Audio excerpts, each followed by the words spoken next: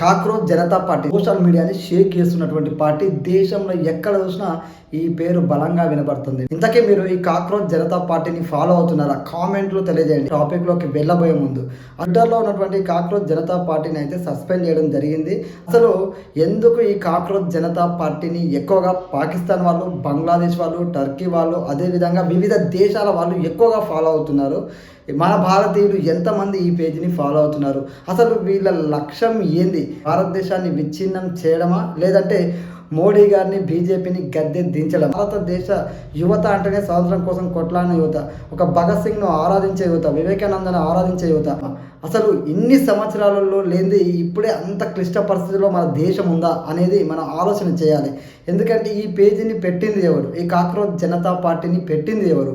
ఒక సుప్రీంకోర్టు న్యాయమూర్తి కొంతమంది జంజీని ఉద్దేశిస్తూ కాక్రోచ్ లాగా ఉన్నారు, కొంతమంది యువత లేజీగా ఉన్నారని చెప్పేసి మాట్లాడి ఈ జంజీ యువతను ఉద్దేశిస్తూ దాన్ని మనం పాజిటివ్గా తీసుకోవాల్సింది పోయి నెగిటివ్గా తీసుకొని ఈ రోజున ఇంత పెద్ద ఎత్తున సోషల్ మీడియాలో చర్చ జరిగేలాగా చేస్తున్నారు. దీని వెనకాల ఎవరున్నారు? అసలు నిజంగానే సోషల్ మీడియాలో ఒక పార్టీ పెట్టగానే ఇన్ని మిలియన్ల ఫాలోవర్స్ వస్తారా? కాక్రోచ్ జనతా పార్టీని పెట్టింది సెలబ్రిటీ కాదు, ఒక రాజకీయ నాయకుడు కాదు, పేరున్న వ్యక్తి కాదు, ఒక మామూలు వ్యక్తులు పెడితే ఇంతమంది ఫాలోవర్స్ నిజంగా వస్తారు? ఆలోచన చేయండి. ఎందుకంటే చాలా బెస్ట్ కంటెంట్ చేసేవాళ్ళు, దేశం కోసం, అదేవిధంగా వివిధ సమస్యల మీద కొట్లాడే వాళ్ళు, జనాలకు ఉపయోగపడే విషయాల మీద కంటెంట్ చేస్తున్న వాళ్ళకి ఫాలోవర్స్ రావాలంటే చాలా రోజులు, చాలా ఏళ్ళు పడుతుంది. అలాంటిది కేవలం 5 రోజులనే 17 మిలియన్ల ఫాలోవర్స్ వచ్చారు అంటే దీని వెనకాల బీజేపీ, ఎన్డీఏ కాకుండా మిగతా వాళ్ళందరూ ఈ పేజీని ఫాలో అవుతున్నారు, సపోర్ట్ చేస్తున్నారు.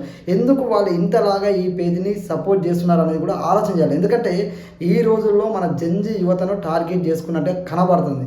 కొంతమంది మాట్లాడతారు సోషల్ మీడియా వేదికగా, అయితే నేపాల్లో ఏ విధంగా జంజీ యువత తిరగబడ్డారో ప్రభుత్వాల మీద, అదేవిధంగా బంగ్లాదేశ్లో ఏ విధంగా తిరగబడ్డారో, ప్రధాని ఏ విధంగా మా దేశం విడిచి పారిపోయేలా చేశారు, శ్రీలంకలో జంజీ యువత ఏ విధంగా తిరగబడ్డారో అదేవిధంగా భారతదేశంలో కూడా జంజీ ఉద్యమం రాబోతుంది అన్నట్టుగా చాలామంది మాట్లాడతారు. ఆ దేశాలకి మన దేశానికి పోలిక ఉందా? ఒకసారి ఆలోచన చేసుకోవాలి. ప్రపంచంతో పోటీ పడుతున్న దేశం మన భారతదేశం. ఇన్ని కోట్ల మంది జనాభా ఉన్నా, ఎన్ని ప్రభుత్వాలు మారినా అసలు మన భారతదేశం అనేది ముందుకెళ్తుంది. ప్రపంచ దేశాలన్నీ ఇప్పుడు భారతదేశానికి సలాం కొడుతున్నాయంటే ఇది మన భారతదేశ చరిత్ర. ప్రపంచంలోనే అతిపెద్ద ప్రజాస్వామ్య దేశాన్ని కలిగి ఉన్నటువంటి భారతదేశంలో నిజంగానే జంజీ ఉద్యమం వస్తా ఇది సాధ్యమవుతా? ఒకసారి ఆలోచన చేసుకోండి. ఎందుకంటే ప్రధాని మోడీ గారు వరుసగా 3 సార్లు ప్రధానమంత్రిగా కొనసాగుతుండడం వీళ్ళకు నచ్చడం లేదా అనేది కూడా మనం ఆలోచన చేయాలి. ఎందుకంటే ఈ పార్టీ పెట్టినటువంటి అభిజిత్ అనే వ్యక్తి ఈ దేశంలో అయితే ఉన్నాడు, ఆ ఫారంలో ఉంటాడు. అలాంటి వ్యక్తి సోషల్ మీడియాలో ఇలాంటి పార్టీని పెట్టంగానే ఎవ్వరు సపోర్ట్ లేకుండానే ఇన్ని లక్షల మంది ఫాలో అవుతున్నారు. ఒకసారి ఆలోచన చేయండి. ఫాలో అవుతున్న వాళ్ళు దాదాపు 49% పాకిస్తాన్ వాళ్ళు ఉన్నారంట, 14% బంగ్లాదేశ్ వాళ్ళు ఉన్నారట, 14% టర్కీ వాళ్ళు ఉన్నారట. అదేవిధంగా మన భారతీయులు కేవలం 9% మంది మాత్రమే ఈ పేజీని ఫాలో అవుతున్నారట. మిగతా దేశాల వాళ్ళు కూడా ఫాలో అవుతున్నారంట. అసలు ఈ పేజీకి అంత ఫాలోయింగ్ రావడానికి కారణం ఎందుకు పాకిస్తాన్ వాళ్ళు, బంగ్లాదేశ్ వాళ్ళు, మిగతా దేశాల వాళ్ళు ఎక్కువ ఫాలో అవుతున్నారు? ఎందుకంటే దీని వెనకాల ఎవరు లేకుండా ఇంత పెద్ద ఎత్తున ఫాలోవర్స్ రావడం అనేది అంత ఈజీ ముచ్చటైనా? ఆలోచన చేయండి. ఎందుకంటే అందరం కూడా ఇప్పుడు ఇది సోషల్ మీడియాలో వైరల్ అవుతుంది కాబట్టి మనం ఇప్పుడు మన వాళ్ళు కూడా ఫాలో అవుతున్నారు. ఫాలో అయ్యే ముందు ఒక్కటి మాత్రం ఆలోచన చేయండి. అసలు ఇలాంటి పేజీకి సపోర్ట్ చేయడం వల్ల, ఇలాంటి పార్టీకి సపోర్ట్ చేయడం వల్ల మన దేశంలో ఏదైనా విచ్ఛిన్నానికి వీళ్ళు కుట్రకు తెరలేపితే, జంజీ యువతని రెచ్చగొట్టడానికి వీళ్ళు ప్రయత్నం చేస్తే దాంట్లో మన దేశాన్ని విచ్ఛిన్నం చేసే శక్తులతో మనం కూడా చెయ్యి కలిపిన వాళ్ళం అవుతాం, మనం కూడా పెద్ద తప్పు చేసిన వాళ్ళు అవుతాం అనేది కూడా గుర్తుపెట్టుకోండి.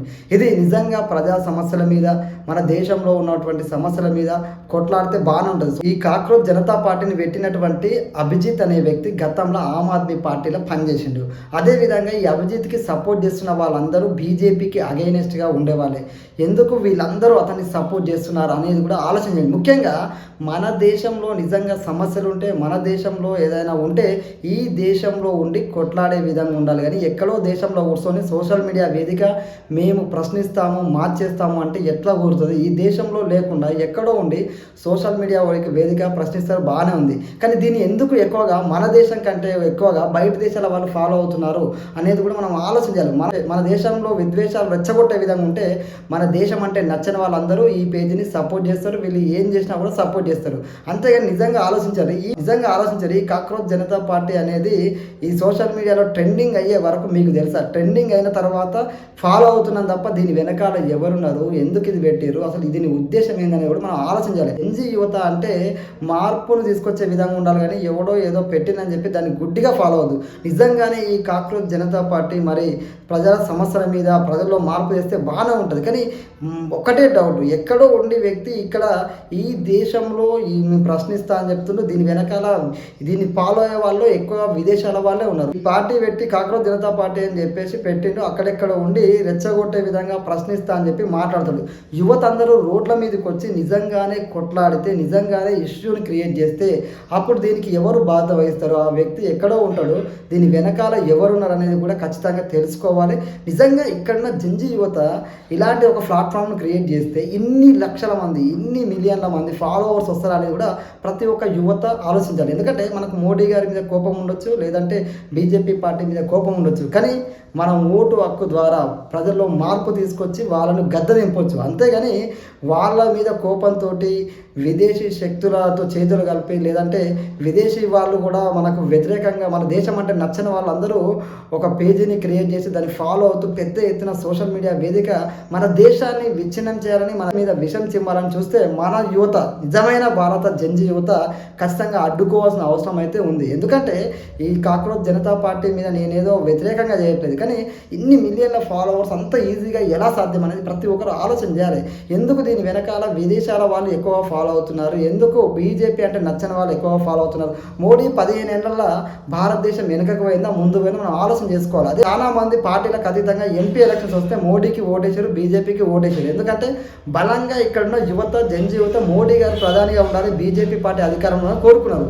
మీరు అవునా కాదనేది కూడా ఒకసారి ఆలోచన చేసుకోండి, మీ కామెంట్లు కూడా తెలియజేయండి. ఎందుకంటే ఇది నిజంగా ఒక దేశంలో మార్పు తీసుకురావడానికి దేశంలో క్లిష్ట పరిస్థితులు ఉన్నాయని చెప్పి నిజంగా దేశంలో ఏదో జరిగిపోతుందంటే నిజంగానే జంజీ యువత ఒకతాడి మీకు వచ్చి ఎలక్షన్స్ వచ్చినప్పుడు ప్రజాస్వామ్యబద్ధంగా మనం ఓటు హక్కు సమాధానం చెప్పాలి. కానీ సోషల్ మీడియా వేదిక మేము ప్రశ్నిస్తామని, యువతను చైతన్యం చేస్తామని చెప్పేసి నేపాల్లో లాగా, బంగ్లాదేశ్లో లాగా, శ్రీలంక లాగా చేస్తామంటే మనం ఆలోచించాల్సిన అవసరం ఉంది. ఆ దేశాలతో పోల్చుకుంటే బలమైన ప్రజాస్వామ్య దేశం మనది, అతిపెద్ద ప్రజాస్వామ్య దేశం మనది. ప్రపంచ దేశంలో ఇప్పుడు రాజు లెక్క వెలుగొంతున్న దేశం మనది. మన దేశం అంటే ప్రతి దేశం సెల్యూట్ చేస్తుంది ఈ రోజున.